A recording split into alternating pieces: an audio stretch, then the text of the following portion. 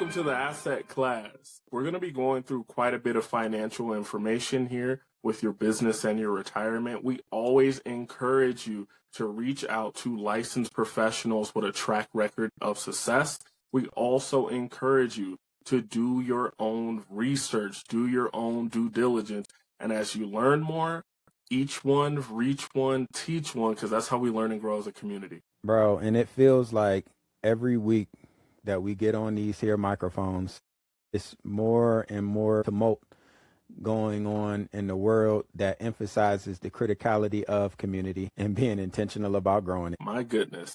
I couldn't agree with you more. And it's crazy. This is what, our 28th week of doing business, 27th episode? Mm-hmm.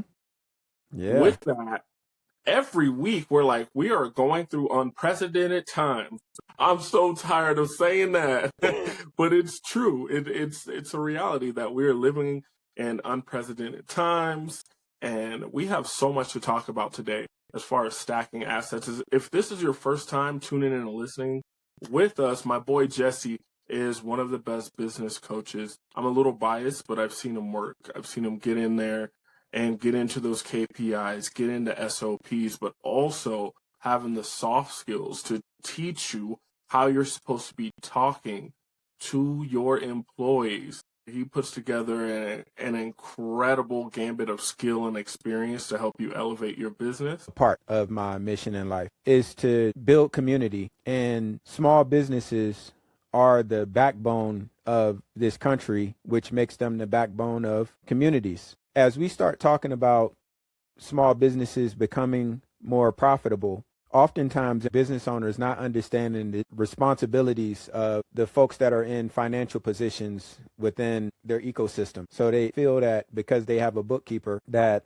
the bookkeeper is going to handle the CFO responsibilities, the CPA responsibilities, without understanding that there is a key distinction between being compliant to IRS standards versus leveraging the IRS standards toward said benefit of the company. As I'm working with my clients, the ability to hand them off to you, for you to look at where they are from a tax perspective, to mitigate and in some instances eliminate tax liability and exposure, it makes this partnership that much more powerful. So Earl, as a certified tax and business advisor, truly looking at the structure of your company to then cross-reference that structure with the tax code to identify all of the leverage points, because our system has been designed for the rich to continue to become richer. And one of the tools in that happening is the tax code. So when we don't understand the tax code because it was written to exclude us, that's where Earl comes in as the translator to help you to understand where you are right now versus where you could be. Because by any measure of success in business, as you continue to achieve that from the financial perspective, when you're not thinking about what Uncle Sam is going to have to say about that, that ain't going to be a good day for you when he finally shows up to say, congratulations, you played yourself. I need that bread, cuz. Look, the gang that took out, Al Capone, it wasn't a street gang. It was the Aya, the Aura, and the Essa. You couldn't be more right, brother. And it's a beautiful symbiotic relationship that we have here, because I love being able to get into structure, look at retirement plans, build retirement plans, look at risk mitigation, look at estate plans, teach people. We're going to talk about that more in today's episode. When is the right time for a trust? Because a lot of people in our community, they think trusts are only for rich people. And they hear trust fund baby and they have some judgment.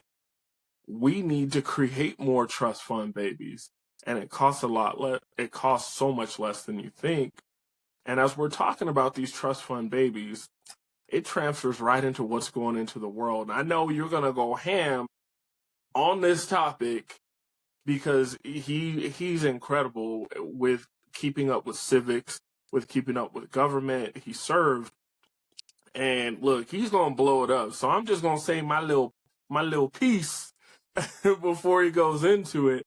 But right now, the first thing I have to do, with all seriousness, my heart goes out to everyone that is in this region that we call the Middle East. There is so much death and destruction going on, and sometimes as Americans, we've seen it our whole lives, and we start to think that these people have like an extra mutant gene that just allows them to deal with chaos better than us. No, they're mothers and daughters. They are teachers and preachers, just like you have in your community, just like you are in your family. And they're going through hell right now. So my heart goes out to all of them. Prayers to everyone to stay safe, for us to come to a peaceful resolution as quickly as possible. Do I know if that's actually a plausible thing or not? It's above my pay grade. We can talk about it. But it is interesting, some of the conversations I've had with clients all throughout the week about this ongoing, and I just wanted to drop a little back history, and then Jesse's going to come in and hit us with what's going on right now. You know, when we go back to 1979, we have two brothers that end up deciding to create this whole situation. One is working in the state, one is working directly in the judicial branch. And they decided that with Iran, that the United States owned the oil, and they gave that to BP. And at that point in time, the leader that the leader that they had in Iran just wanted to do an audit. It's like, I don't know if you're cheating the Iranian people or not. We would like to do an audit to know that you're doing honest business and that you're not leveraging our nation just to line your own pockets. So they put him in jail, and he ended up dying in prison. And from that point forward, that's where we get a Shah that is imposed by American and European forces, because we're allied in a lot of our interests on the government level. As a black man, a lot of times they're not aligned in my best interest. That's a whole different conversation that we have often on this podcast. So we've had almost 3 decades of things festering in this area, and it would make sense that many of these people would have certain feelings about the United States as a whole. And we always have to remember, at the end of the day, when someone is complaining about your government, they're not talking about you as a citizen. And we have to remember that citizens of different nations, even when we're in conflict, we are alike 99.9% of the ways, and we are different in 0.1. So I just wanted to set that stage for you to be able to go in, because, man, I know you're about to go ham. I think that it's important for us to really understand where we are right now. And in order for us to really understand where we are, we kind of got to rewind back a little bit. You took us back to 79. I want to take us back to 53. I just don't understand what it's going to take for us as a nation to learn from past mistakes, because we keep intervening in other people's business and just creating more turmoil as a result of it. Like, historically, we have done that. When you look at the history of the United States, we have put our finger on the scale of so many different historic things that have happened around the world, and that has not necessarily benefited the world as it played out from the time that we put our weight on the scale. Back in 1953, there was a prime minister in Iran that had things rocking and rolling. But since their interest didn't align with the United States interests, what did we do? Put our weight on the scale to influence a coup. That coup led to Shah Mohammad Reza Pahlavi ascending to the highest office in the land of Iran. Well, as if that were not enough, we had to take it a step further by providing weaponry and various forms of support to the Iranians. So you're telling me we provided weapons to the Iranian people from the United States? We've been doing that around the world. And that's the thing that's kind of interesting about all of these Epstein conversations right now, because the more information that's coming out from that, he had his hand in a lot of weapons deals. And, that's a whole other conversation for a whole other episode. But it just speaks to the role that we have played as a nation in the proliferation of weaponry around the world. Like, we have been the suppliers. So all of this stuff is insane to kind of watch play out in real time, because between all of the weapons and the aid and the intelligence support that we provided to that leader then basically suppressed their own people. Mm-hmm. And obviously there's only so long before you motivate an uprising. So from 1953, when we played our role in overthrowing that leader, to then be replaced with another leader who didn't necessarily have the best interest of the Iranian people at the top of their list of priorities, it just created a real nasty foundation that we are seeing some of the fallout from currently. You mentioned trust and the importance of trust. Well, the way that those weapons were transferred from the United States to various countries, Iran being one of them, we had a foreign military sales trust fund that different countries could put money into, which would then kind of act as the exchange resource. Well, you mentioned in 1979, that was the revolution that ended up coming as a result of the Iranian people being suppressed by the leader that ascended to leadership after we played our role in that initial coup. Well, they had $400 million in that trust that was put into the trust with the intent of the United States providing more weapons to Iran. Well, when that revolution happened, the United States froze that trust account and said, we ain't giving you that 400 back. Well, the Iranian government appealed to The Hague for it to say, hey, the United States, we put this 400 million into this trust account for us to get weapons, and now they saying that they ain't giving us our bread. Well, from there, as that money is sitting in the trust, interest accrues. So then it got to a space where the United States government is looking at this from a whole different perspective, because not only are we holding on to this 400 million, but now we are assuming the liability of the interest that comes along with us keeping that 400 million, which turned it into a whole different conversation. So literally from the 70s up until 2016, we had $400 million of Iran's money that initially was programmed towards weapons acquisitions and the exchanges between our two countries. So the interesting thing about it being a trust fund, I know a lot of people are probably thinking, why didn't they just change the rules? Why didn't they do this? Trust law is contract law, and that is the highest form of agreement that we have in the world. There is nothing higher. So like the trust that I'm going to talk about a little bit later in this episode, when you have these very sophisticated trusts, we're talking about things that have been around since the 1400s. We're talking about things that are much older than our nation. And the only way to break these legal binding contracts is the Supreme Court. Or if it's like a multi-continental thing, you got to get the G20 together to be able to break paperwork. And I know that sounds crazy. It sounds like tinfoil hat talk, but it's definitely a lot more than that. This is how trillions of dollars get moved. This is how people win and lose wars. This is how massacres happen. This is also how relief efforts happen.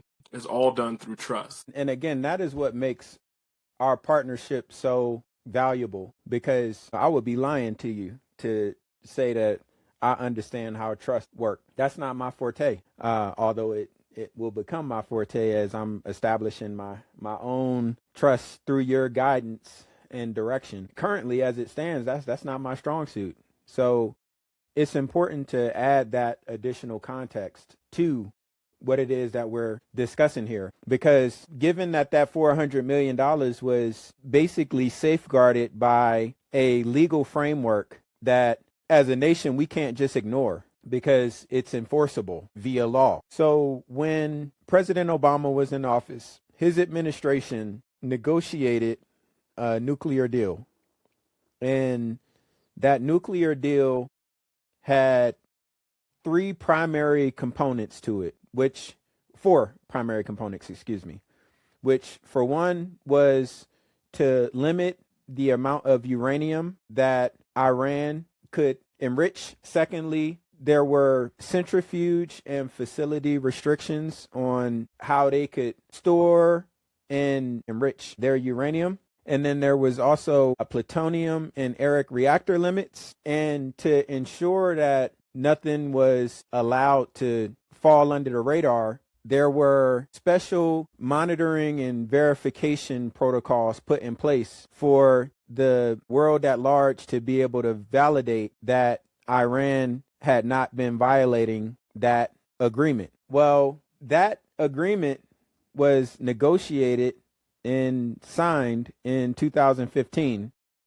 And in 2016 is when the $400 million was returned back to Iran. Now, the reason that all of that stuff is interesting and why we really need to be talking about it all is back in 2011, when our current president was stoking all of these racial tensions by questioning the citizenship of President Obama. Well, doing that wasn't enough. He had to take it a step further. Our president will start a war with Iran because he has absolutely no ability to negotiate. He's weak and he's ineffective. So the only way he figures that he's going to get reelected, and as sure as you're sitting there, is to start a war with Iran. Now, I'm more militant and more militaristic than the president. I believe in strength.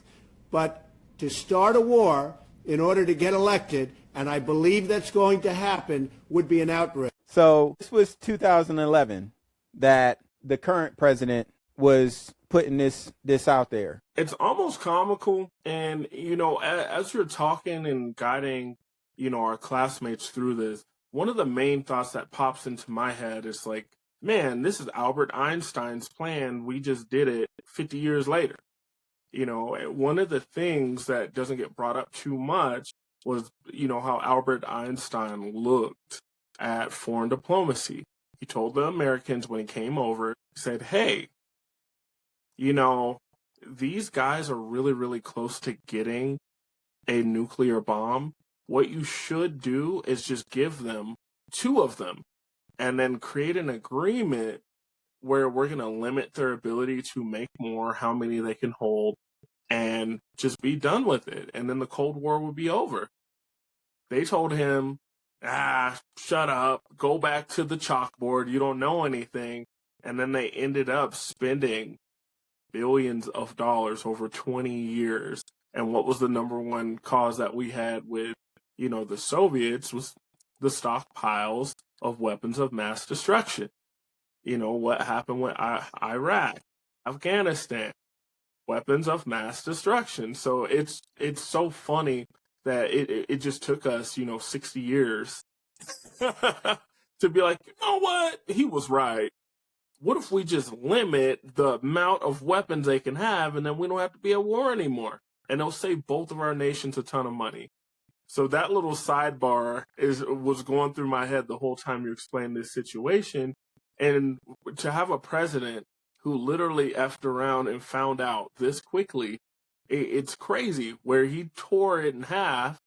He talked about another president. He was like, oh, that president was weak. And because he was weak, that's why this is happening. It was like, you were the president when that happened. You were referencing yourself, sir, which is also like, he's a senior citizen. He forgets things, cognitive decline, which we see throughout Senate and Congress right now. It is a wild time to be in the 30s and to be at the age where I could run for the president if I wanted to. It's not on my agenda list, folks. It's not at all. But, I had that sidebar going while you were talking, like, man, we were just 60 years late on doing what made the most sense to bring peace and prosperity and much further economic development. Like, imagine if the United States military force had half the budget that it spends this year, and we utilize that money in a clever, integrity-filled way. You know, cities could look completely different than they do right now. And the reality to that, having worn a uniform for 10 years, we could achieve our security as a nation around the world with a fraction of the budget that is allocated to the Department of Defense every year. But since there are all of these institutional norms that have been established, there's just a lot of waste that's just intrinsic. It's just built in. It's baked in heavily. So we really could be doing so much more all together, since there are all of these special interests that, you know, because when you talk about the military industrial complex, like, that's a real thing. There is financial gain in turmoil. So as all of these things that are going on right now, and we're watching them all happen right now, you best believe there is a very small segment of the world population, I mean tiny, probably less than a percentage point, that are, you know, they just sitting back there with the Birdman hand rub. You know what I'm saying? Like, woo, we finna get to it. It's wild. This week, I watched an in-depth interview with Trevor Noah. I think he's a great comedian. He does really good satire. And Jon Stewart. I've really appreciated Jon Stewart in my education of the structures used in politics, where showing how to apply for a PAC, what a PAC is, how it works, where the money can be spent, how these funds, affect the plutocratic nature of our government. So it really, really powerful. And it was interesting where, you know, Trevor and, you know, watching the guys over at 154, which represents the 54 nations of Africa, talk about the systematic breakdown of a nation, where it's first creating a division between the peoples, then setting up, you know, social controls where you break some windows on one side of town and, you know, throw out bad intel to the people that it was someone from the other side of town. So then they go over there and break some windows. And they're just doing this process over and over until the people are warring against each other. And it's so much emotion that no one ever stops and says, hey, why are we even warring with each other? We can be at peace.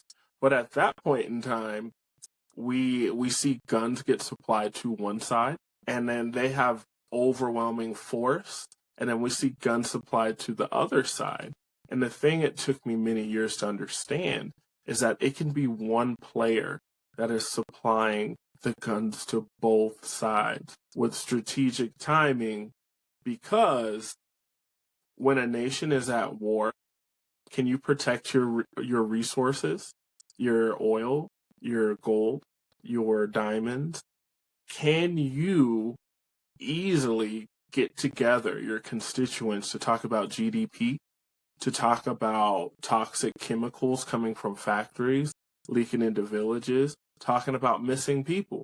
There are so many things that are pushed down because of war, and it builds, you know, billions and billions of dollars of wealth. When you think about a nation, you know, a lot of times, you know, there's some really sharp people that say colonizing happens without stepping on the ground. And I think about like what was going on in Ukraine, where they desperately needed our help, and they're our ally, right?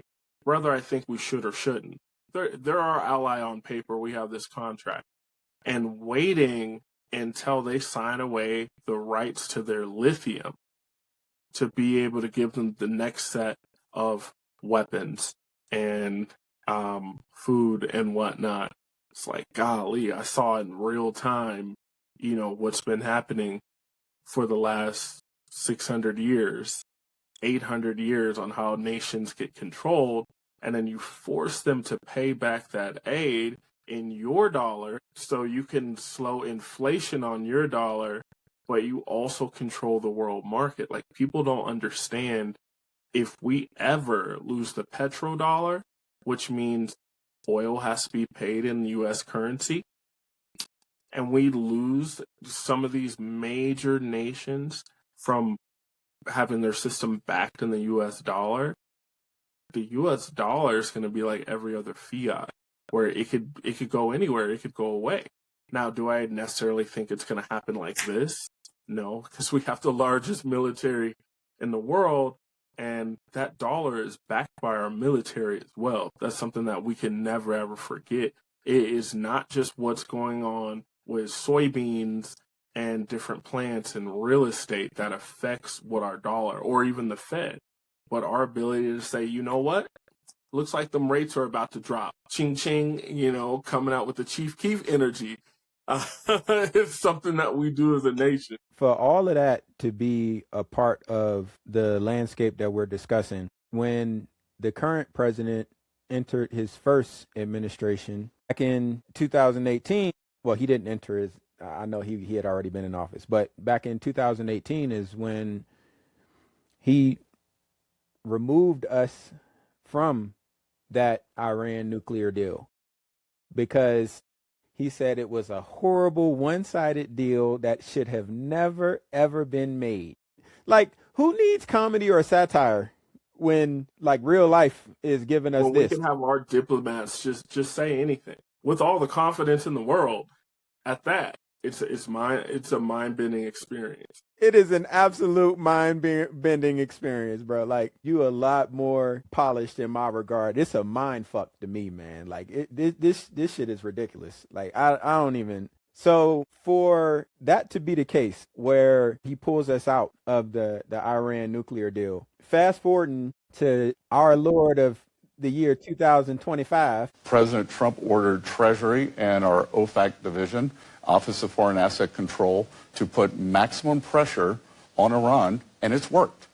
Because in December, their economy collapsed. We saw a major bank go under. The central bank has started to print money. There is a dollar shortage. They are not able to get imports, and this is why the people took to the street. So this is economic statecraft. No shots fired, and things are moving in a very positive way here. So our Treasury Secretary on the world stage let the world know that the United States was actively engaged in economic sabotage. Now, we've always done that as a nation, but to have the Secretary of Treasury actually on the world stage again, put that out there, and for us to watch the Iranian people, which there are 90 million Iranians, like the country, at least 90 million people. Mm-hmm. So as we watched how the Iranian people took to the streets to protest the Ayatollah, the supreme leader, and the policies that had been put in place, well, we had a hand in that as the United States. And then we also had our president saying, if you harm those protesters, we coming in. We got your back, which gave them even more battery in their backs to stand up to their government as best as they could. Well, that resulted in anywhere between 20 to 30,000 people, depending on where you get your reporting from, 20 to 30,000 Iranians being slaughtered by the Iranian leadership.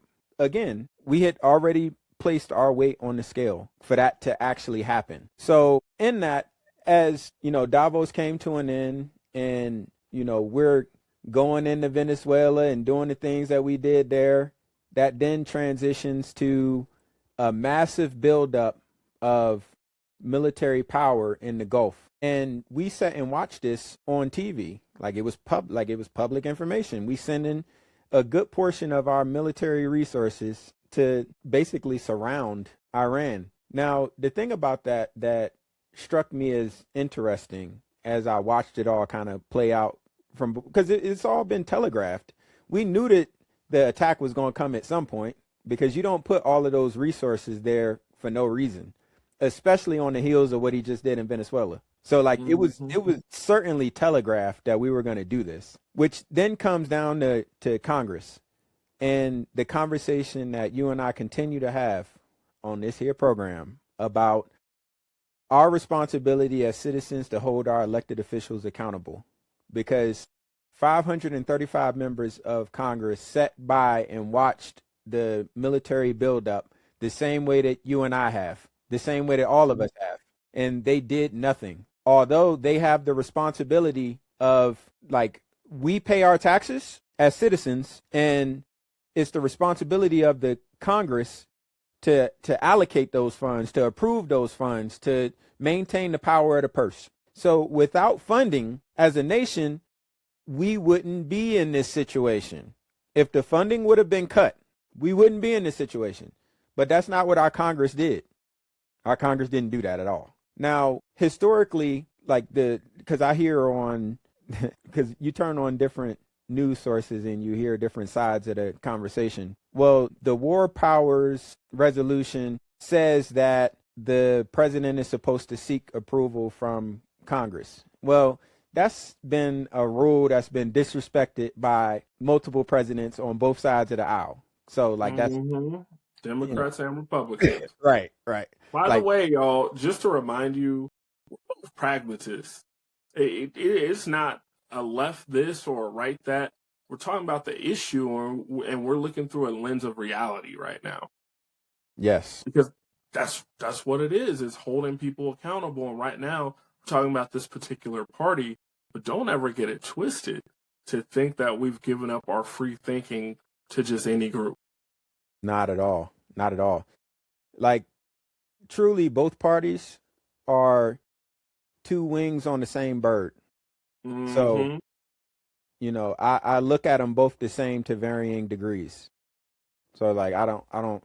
Now, there are distinctions between the two, but ultimately, when we look at the outcomes that have historically happened, it didn't matter what side of the aisle was in office; those things were going to happen regardless. And in this situation, where Marco Rubio, the Secretary of State, had been in active communication with the Gang of Eight, which the Gang of Eight is a compilation of the House and the Senate, both sides, right? It's 4 Republicans, it's 4 Democrats, both from the House and the Senate. And they are the ones that kind of receive all of the high level information relative to how the country is operating.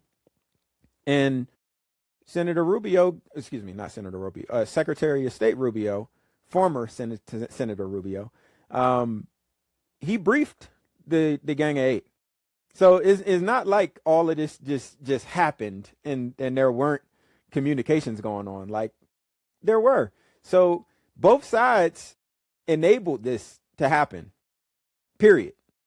Like, and it's no way around that. So like I said, two wings of the same bird. I look at them both the same to varying degrees. Because and it's funny that you use that analogy of two wings of the same bird. People always put me on the backside and say I'm the asshole because I'm an independent. So we all poultry out here. That part. No, that's real. So again, for us to be where we are right now, it is important for us to rewind back and just put context to all of the things that have happened, because this didn't just happen in a vacuum. And, where it goes from here, who knows? But based on what I understand of what got us here, I don't know how it can de-escalate in a way that's going to be beneficial to the world economy. And that's really why I'm going into all of this, because there's going to be a ripple effect in the economy, in our economy here in the States, the world economy, based on all of these things that are going on. Like, it's already started. So we're going to start seeing it on at the gas pumps. We're going to see it in the inflation when we go shopping. Like, we are going to see the impacts of all of this. And when you talk about the power structure in the world as we know it, there had already been significant challenges prior to any of this. And I just don't see how this doesn't exasperate it. So again, it's just important for us to kind of understand where we are. So from that, we attack Iran. The Israelis, so we attack Iran from the air. The Israelis attack Iran through their various means that they do the things that they do, which resulted in the supreme leader, or their Ayatollah, Ali Khamenei, being assassinated. Now, the significance of that is not only was the supreme leader a national figure, he was a religious figure. So the Iranians looked at him as a whole different entity. Not all, because again, it's 90 million Iranians. So obviously, right, we have a diversion of thought, just like, you know, we have different feelings about the president in our nation, but it throws people off who are American to think about someone like, even like a Genghis Khan. He was also the religious leader of his nation. Right.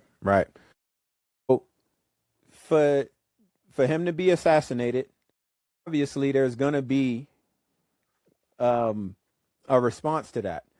Now, what makes Iran a bit of a unicorn in all of this is not only do they have their national military, which is at least 350,000 people strong, they also have the IRGC, or the Islamic Revolutionary Guard Corps, that reports directly to the supreme leader.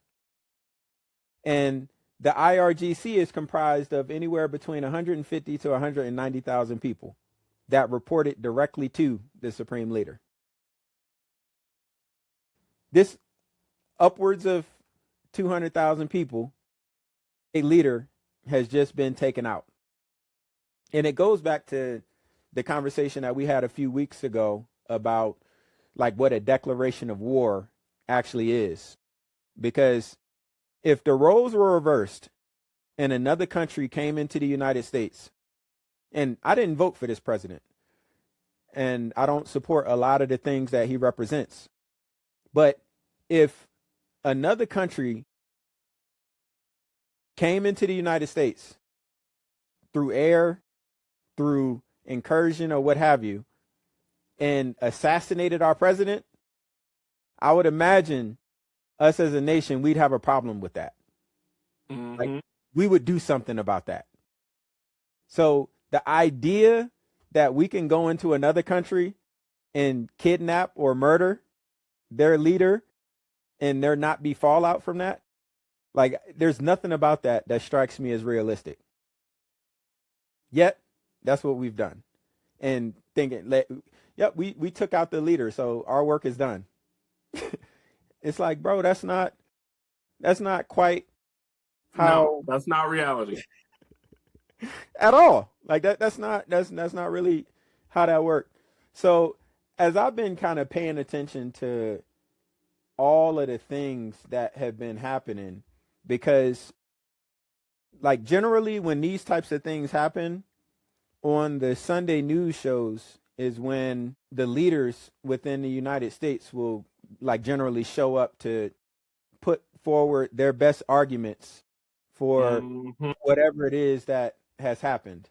In a social media post Sunday, President Trump wrote this, quote, "Hopefully the IRGC and police will peacefully merge with the Iranian patriots and work together as a unit to bring back the country to the greatness it deserves." Is hope the plan for the future of Iran? No, the future of Iran is going to be determined by the Iranian people. The new Iran, whatever it is, whether it's a cleric or a representative democracy, our goal is to make sure it cannot become, again, the largest state sponsor of terrorism. That's a win for us. But is there a plan to make sure that happens, Senator? Is there a plan? Does the president have a plan to guarantee that that happens? No, it's not his job or my job to do this. How many times do I have to tell you? Our job is to make sure Iran is no longer the largest state sponsor of terrorism, to help the people reconstruct a new government, no boots on the ground. We don't own, you know this idea, you break it, you own it? I don't buy that one bit. It's in America's interest to make sure the Ayatollah is dead. He's dead. Like, nothing about that makes any sense. Because, again, if another country came in and assassinated our president, that wouldn't just be the end of it. So the idea to think that there is 150 to 190,000 people that have been following this man, that there isn't going to be a follow-up to that. And when we also look at the history of, so they found Saddam Hussein in a hole in Iraq and took him out. Well, what that created was a huge power vacuum that was subsequently filled by people that were worse than him. So although our intent as a nation, as the United States, and like I say our, because I'm a proud American, but like nothing about that makes sense. That when we take that person out without thinking about what comes as a result of it, and we then see what comes from it, which is that power vacuum that I described. And like, I got to see the results of that being deployed to Iraq and Afghanistan, because a lot of those militias that ended up getting formed were direct byproducts of Saddam Hussein being taken out, because there was no longer anybody to keep things under control. And that was one thing that he did. Like, he had shit on lock. Now, he wasn't a good dude, and he did terrible things in the Middle East.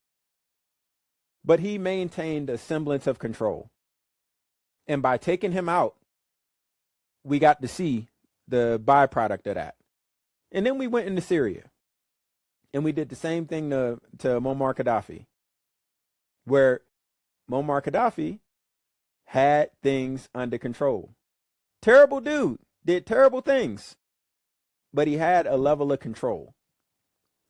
And by him being taken out, it just created a huge vacuum, a power vacuum.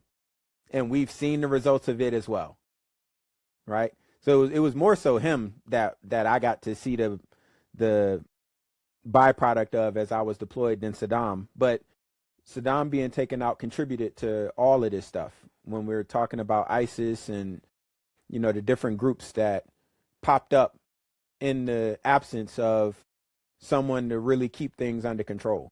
So we've learned this lesson, excuse me, not learned this lesson, because if we learned it, we wouldn't be doing what we're doing right now. But we have experienced this, and we have had the opportunity to learn this lesson on countless occasions. And I guess we still haven't gotten it, because, again, that's one man that got took out. But then there's 150 to 190,000 people that were following his lead. Them people ain't gone. And if they were gone, then we wouldn't be watching the Middle East on fire right now. Like the 7-star hotel in Dubai, guess what? It got hit by a drone. The oil fields in Saudi, guess what? They've been attacked. Like, there have been attacks all across the Middle East, from Qatar to Kuwait to Jordan to Israel to Bahrain to the UAE to the Saudi to Iraq and Oman. It's been a clusterfuck, because we're seeing the beginning the beginning of this power vacuum, which is a repeat of what we've already seen happen before. But this is a different situation, because when you compare the size and demographics of Iraq and Syria to that of Iran, it's different. Iran is way bigger, way more people, way more infrastructure. So we're now in a space where a regional conflict is happening, and it's growing in intensity. When Russia invaded Ukraine, in Russia's mind, it was going to be in and out. 5 years later, they still plugging away at it. When we initially went into Iraq to get weapons of mass destruction, which then transitioned to Afghanistan, that was supposed to be an in and out thing. 20 years later, we still dealing with the fallout of that. And those were smaller countries.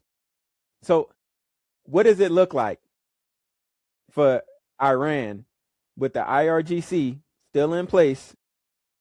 Like, what does the future look like? Bruh. I don't see how you can't rebottle what has happened. Like, we done already took the cork off. So, we're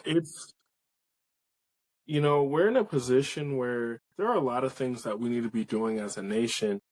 And it's interesting. I'm looking at this book sitting on my bookshelf to my right, and I hope you can read that. It says, How Countries Go Broke, The Big Cycle by Ray Dalio. We have to make sure that our interests are invested in American interests, not just the plutocracy, not just the elites, but taking care of our citizens. Because when we build a better nation here, we inspire other countries to do as we do. When we take military action, we also inspire other nations to do as we do. We're the largest player in the world. There's no country you could go to where they don't know about the United States. And they could probably tell you more about your country than you may know about your country, depending on what type of person you are,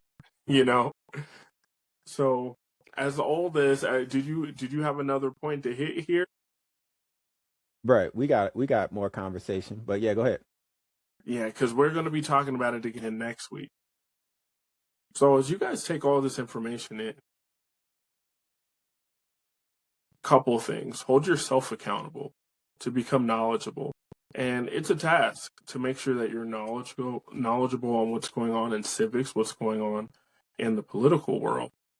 I know plenty of people say I don't do the politics thing, and I'm just like, you don't really get that choice. You're black. You're a woman. You're a minority. You're in this position where the people that do care about these interests will control your life. So you need to have interest in self. Secondly, don't be paralyzed with fear. We're just sitting here analyzing this, breaking it down, understanding what's going on. At the end of the day, you still have a job, and that's to make a legacy. Your job is to be able to create assets, stack those assets, to build wealth for yourself, for your family, for your children's children, to create a dynasty, to create a legacy, to shift the world just a little bit, even if it's a couple inches from the amount of abundance that you make. So when you hear these things, don't cluster up and get fearful.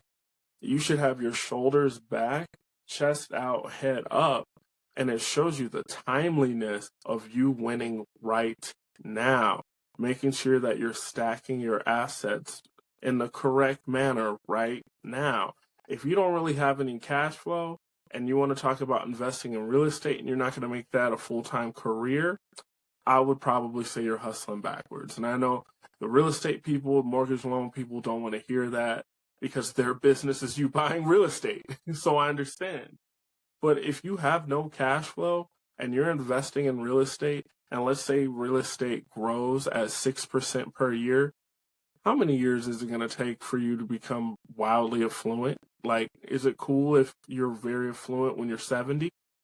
Or would you rather have cash flows that are coming in when you're in your 30s or your 40s? Or if you're listening to this and you're in your 50s and you want to make sure that your finances are completely different by the time you're 57, let's go. There's no time like the president. And I want to make sure that when we talk about all these other things, that I also bring it back to the basics. So if you have a low cash flow, you need to be investing in self, personal development, skills to grow your income. We're now in a crazy position where you can purchase a business, you can purchase a cash flowing, successful business with no money down in instances.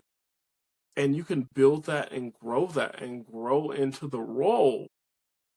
That's a shortcut that I didn't have offered to me when I started my entrepreneurial journey. Otherwise, we might not be on this podcast. But as I'm still building my wealth, I'm helping you guys build your wealth. So we want to enhance those skills. We want to get to cash flowing assets such as a business. One of the key ones we have to have in our community, in any community, is life insurance. One thing is guaranteed, and two things for certain. You're going to die one day. And if you live in the United States, you're eating the processed food, you're drinking water that's coming from our tap. Our water quality is going down every single year. You got about a 50% chance of getting cancer.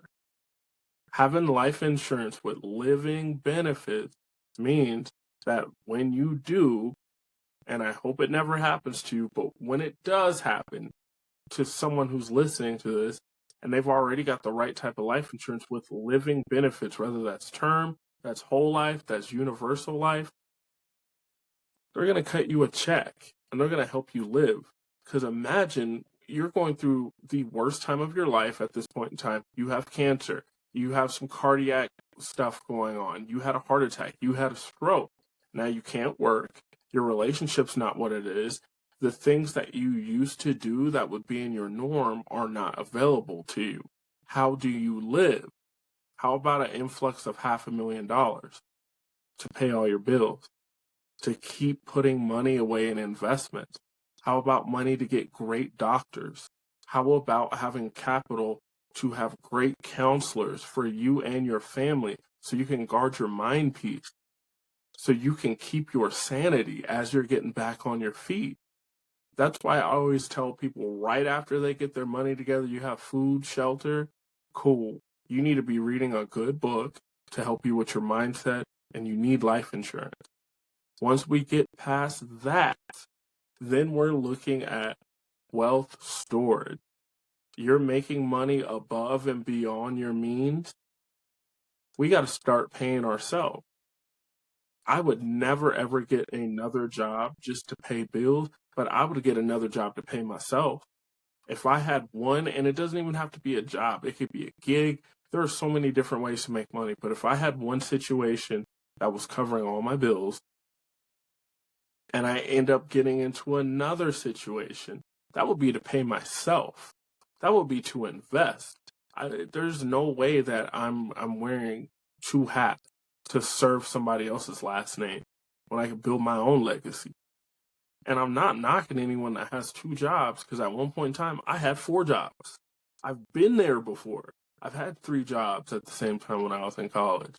So I'm speaking to you from experience that more occupations is not the answer. It's having a way to be able to scale your income and get leverage. Whether we're getting leverage from hiring staff, and we're having that staff operate the right way. Jesse's helping guide them. You have SOPs, you have systems, you have norms so that the business runs without you. That's when you start getting leverage. When you have different investments and non-investment. What's a non-investment? That's a place you can put your money where it doesn't lose money, but it can grow. Since there's no opportunity to lose money, it can't be called an investment. That's what the SE says. Having money in investments and non-investments, where that money is just going on auto and you are building wealth.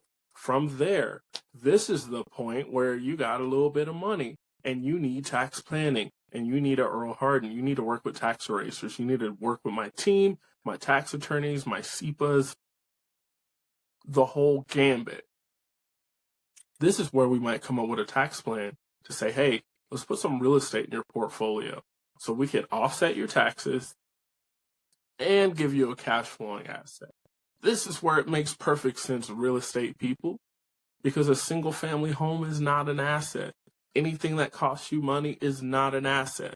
Well, what if I sold it for more? In that exact moment where you sell the property, it's an asset. Every moment before that, it was a liability. And you can turn liabilities into assets through structure, through a proper sale, and we can get into all the nuance there. But when we're building at this stage, a lot of people realize they're going to the next level and they want to get a trust. This is where you've heard it many times on this podcast. I want to own nothing and control everything. This is big boy money talk, because when you step out of ownership and you step into stewardship, it means you are driving a money train. This is when we think about the founder of a Fortune 500 company. That founder exits, so they don't work there anymore, but they still are getting paid $200,000 a year into perpetuity. They still have a whole bunch of preferred stock. They still have X amount of votes for which way the company goes, but the company ends up doing something crazy. You know, somebody gets Tourette's at the company and drops the N-bomb. Guess what? This founder is not liable. Not liable at all. But they're still able to benefit from their stewardship of the business. We do the same thing when we have the proper trust structure, where we're able to put assets in, whether that's a business, gold, silver, diamonds, whether it's putting our identities in there. That's a whole different conversation about being a sovereign nation, a sovereign person in this nation. We can start to put assets in legal structures and we can drive them, we can move them, we can build credit scores on top of these trusts, and we can live a life which the hyper affluent do. They own nothing. They don't own that house, they don't own that car, they own nothing. So something goes left, it's all good. I didn't own it. I have no liability. I want to expand my empire. I want to have more assets. I can leverage against these assets that I control because I have stewardship. So I hope somebody out there is hearing me and they're getting excited, and you start doing your reading. Read the Art of Passing the Buck, Volume 1 and 2. I highly encourage you to find the PDF of the second one because that book's $1,000. Look, when you start getting into this kind of stuff and you learn how you can steer the ship, all it takes is one person to be able to change an entire generation in your family. Everyone with your last name from here on out lives a radically different life. They look at the world radically differently because you're a critical thinker, because you are an executor, because you get things done, because you ask questions, and most importantly, you're a classmate and you tune into the asset class. You like, share, you subscribe. You teach one because you reached one, and we learned and grow as a community. That's what we're talking about, y'all. 100%.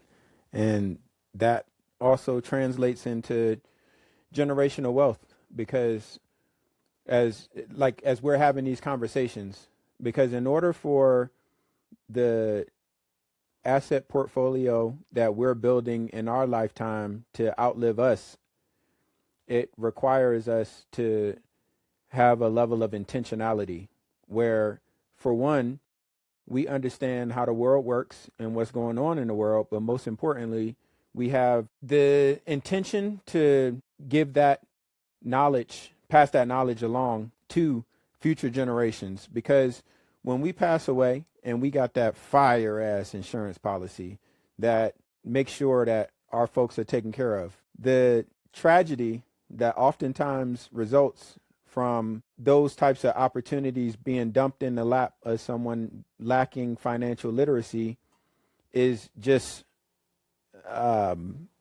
disappointment, just squandering.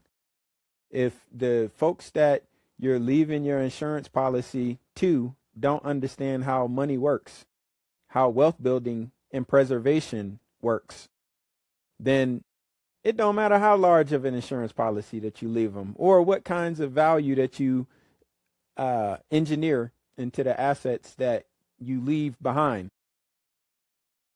They're going to squander it. Mm-hmm. They're going to squander it. So again, it's critical to kind of understand what the next step is. And a big piece of understanding the next step is understanding the state of play.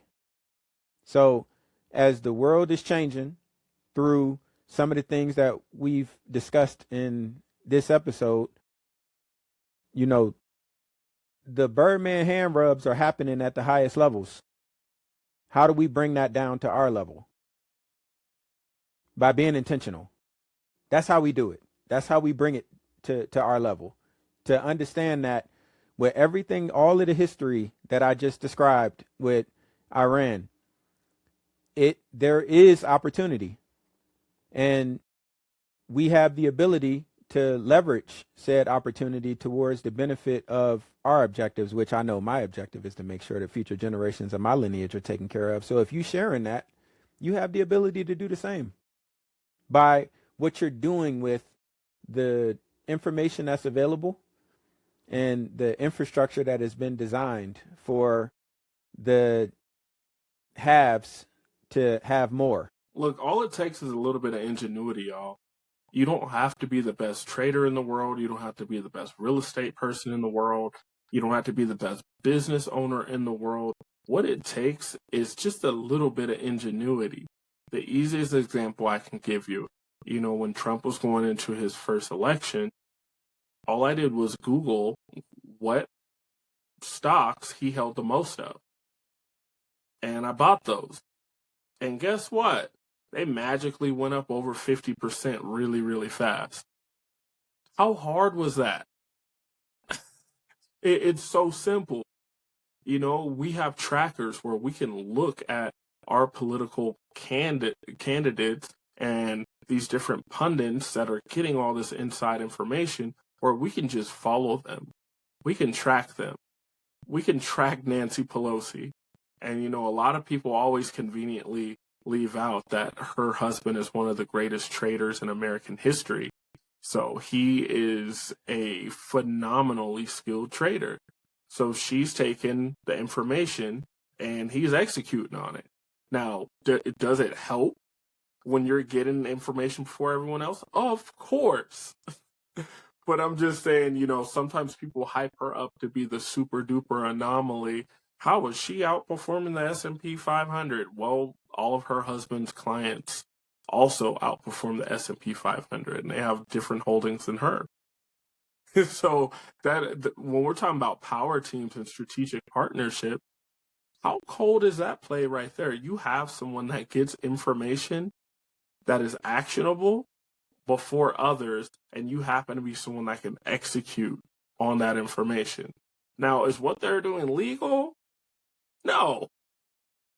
Should it be legal? Well, I can't say no. It's quasi-legal. There are times where it is, times where it isn't, but it's so widespread in our Congress, in our House of Representatives, and even the judicial branch that it's like they would have to incriminate themselves. And they would have to put punitive charges on themselves. But there is nothing about insider trading that is legal. You can't tell me that Nancy Pelosi, when she's laying in the bed with her husband, has been laying in the bed with her husband for all of these years, she not talking to her husband about the things that these major companies have came and testified to Congress about. Right? Like, that's insider trading, bro. Like, there's nothing legal about that. Well, the interesting thing about, like, when we get into the legality And this is why people hate lawyers and hate strategists, because they're all, well, actually, my well, actually moment is with them being in the union of marriage. It kind of gives them cover and passover to be able to use this different information. Now, the better question, like, is it moral? Absolutely not. What kind of cover? What kind of cover does marriage get? I'm ignorant to this. What kind of coverage does marriage give when it comes to insider trading?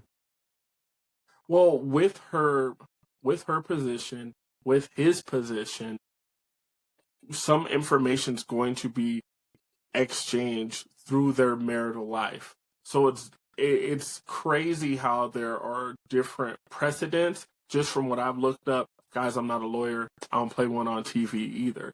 But from what I've looked at and what I've talked to a few lawyers about, is that it would be very, very hard for them to enforce it. It kind of seems like the big pieces, they would not have to testify on each other. And the burden of proof would be data collection that would have to convince a special counsel Gotcha. to actually convict them. And it's like, you mean the special counsel made of people that are doing the same thing? So, I was always really excited in, I want to say it had to be around 2013 with the Open Act, Obama. It's like, man, I literally called all my friends and said, we're getting rich. Just like that. I'm like, we're getting rich. It happened. Hung up.